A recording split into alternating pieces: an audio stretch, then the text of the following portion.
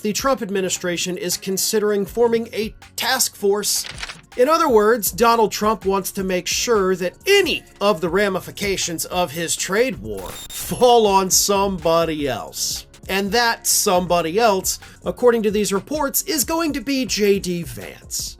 Donald Trump just launched JD Vance headfirst onto the world's slowest, most chaotic political train wreck, and we're here for every flaming second. After years of dragging Trump through the mud, guess who's now awkwardly defending the dumbest tariffs known to man? Yup, like a kid caught red-handed with cookie crumbs all over his face. Spoiler alert, it's going terribly. The economy's in shambles. JD's getting roasted like it's open mic night, and Trump's just kicking back, munching popcorn.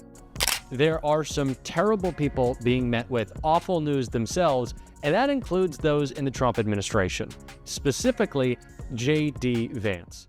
Buckle up. This is peak political pettiness with a side of poetic justice. JD Vance, living his best nightmare, wakes up each day, straightens his "I'm totally legit" politician tie, brushes his teeth, and prepares for the daily humiliation of defending Trump's so-called economic brilliance, which, let's be honest, mostly means torching cash while chanting America first, like a half-drunk fan at a Little League game. Trump's latest political hazing ritual? Tossing JD the charred remains of his genius trade war and saying, "Here, go make this mess look smart." Imagine basing your whole identity on being the voice of the forgotten working class, only to be turned into Trump's crash test dummy for a tariff policy that's tanking farms, factories, families, and probably a couple of innocent house cats.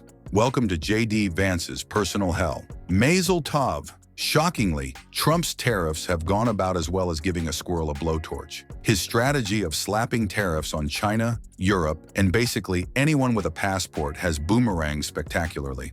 In short, chronic trade deficits are no longer merely an economic problem. They're a national emergency that threatens our security and our very way of life. It's a very great threat to our country.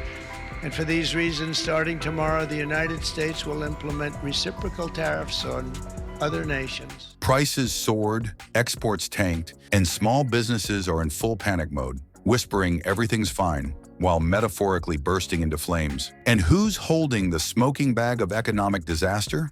None other than JD. "I'll do anything for a Senate seat," Vance. You couldn't script this better if you tried. It wasn't always like this. JD used to be Trump's biggest critic, throwing literary shade like he was hosting an Ivy League roast. He built his public brand on calling out Trump's chaos, painting himself as the hillbilly philosopher who saw through the nonsense. Now, he's out here buffing Trump's loafers on live TV. And if you're loving this political circus, don't forget to hit that subscribe button. JD's transformation is almost impressive. But let's be real, it's cringe with a capital C. Watching him defend Trump's economic disasters is like watching a golden retriever try to decode a calculus textbook. Painfully awkward, oddly captivating, and just a little bit sad.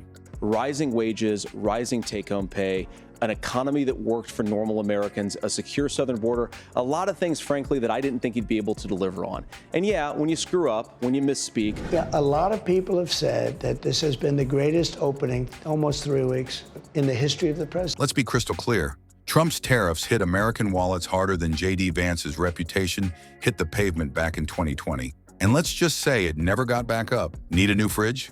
LOL, good luck. Steel prices exploded faster than Trump's true social tantrums. Want a can of soda? Hope you brought extra cash. Aluminum costs are through the roof. Washing machines? You'd have to pawn your Xbox just to afford clean laundry. While everyday Americans got smacked by inflation, JD stumbled onto the scene in full spin mode, spouting lines about economic sovereignty like a buggy MAGA chatbot about to short circuit. Every sentence out of his mouth sounds like it was drafted by a think tank that believes basic economics is part of a liberal plot. Instead of admitting that tariffs are just a patriotic tax bomb in a red hat, JD twisted himself into a policy pretzel, trying to convince us that empty pockets and overpriced appliances are somehow a glorious victory.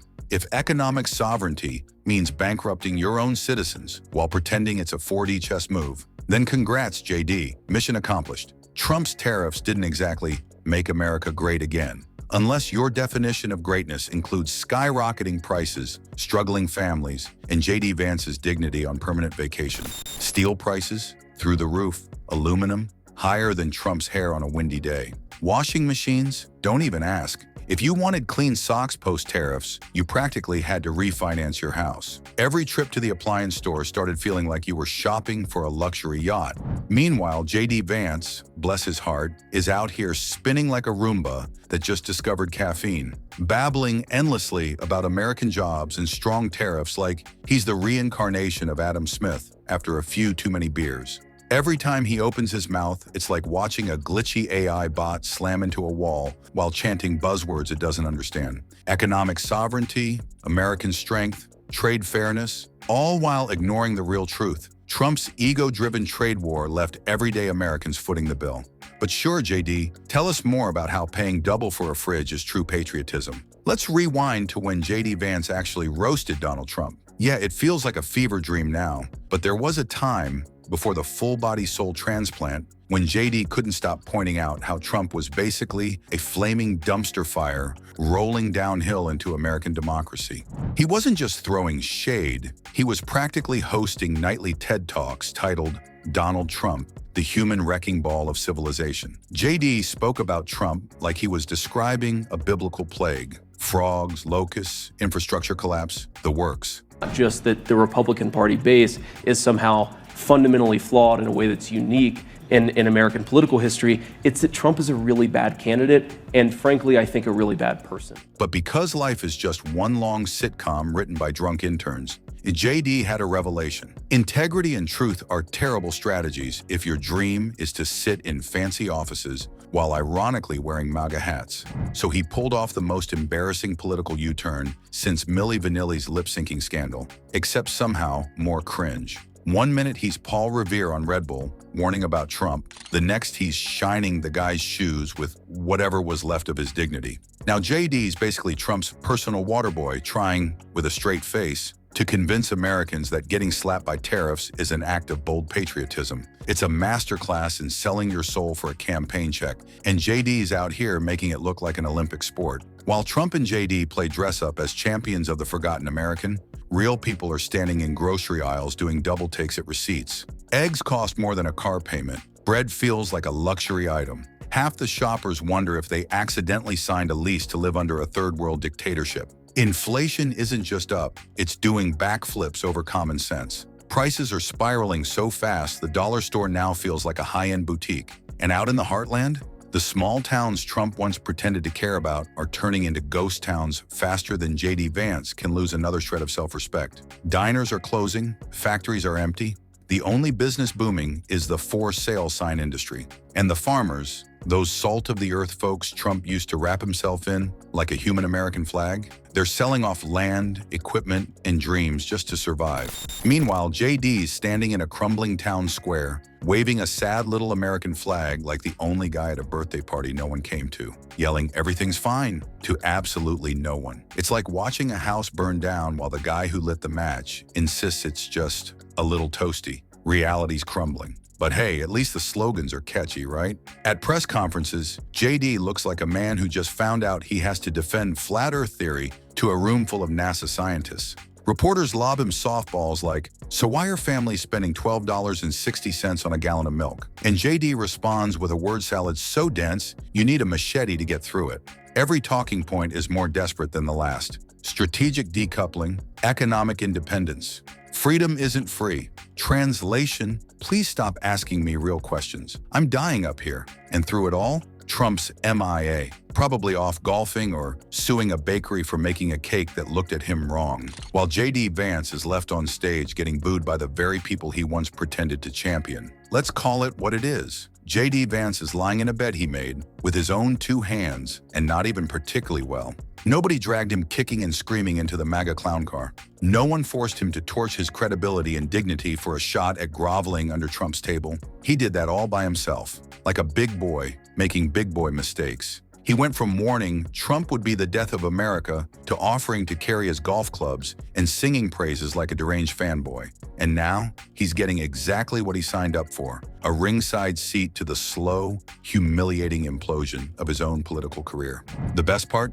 Even the hardcore MAGA base, the folks who'd normally rally behind a soggy ham sandwich if Trump endorsed it, aren't buying JD's act anymore. They're watching him try to defend Trump's disastrous tariffs And even they're cringing, like, nah, chief, this ain't it. You can practically hear the collective eye rolls from a mile away. JD's out here giving desperate TED Talks about how tariffs are somehow good for farmers who can't sell their crops anymore. And the crowd's just awkwardly shuffling their feet, wondering how fast they can find the exit. Congratulations, JD. You really stuck the landing, straight into a crater of your own making. Meanwhile, bless his heart, JD just keeps trying.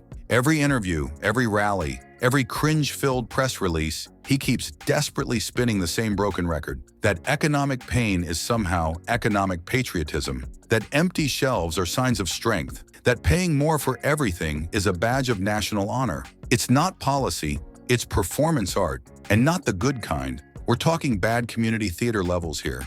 JD's like a mime trapped in an invisible box, except the box is his shredded credibility. And it's on fire. Trump? Oh, Trump doesn't care.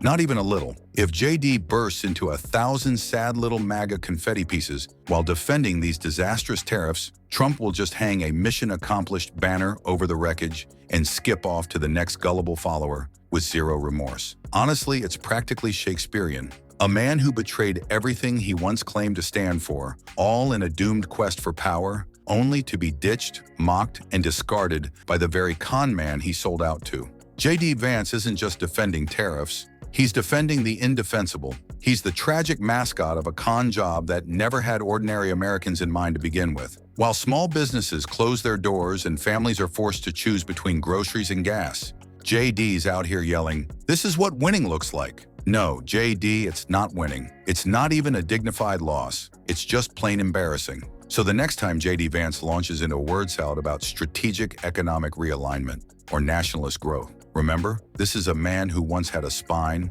once had principles, and he tossed them under the MAGA bus, only to end up flatter than Trump's comb-over on a windy day. Don't just watch this train wreck. Call it out. Share the truth. Challenge the lies. And never, ever trade your integrity for applause.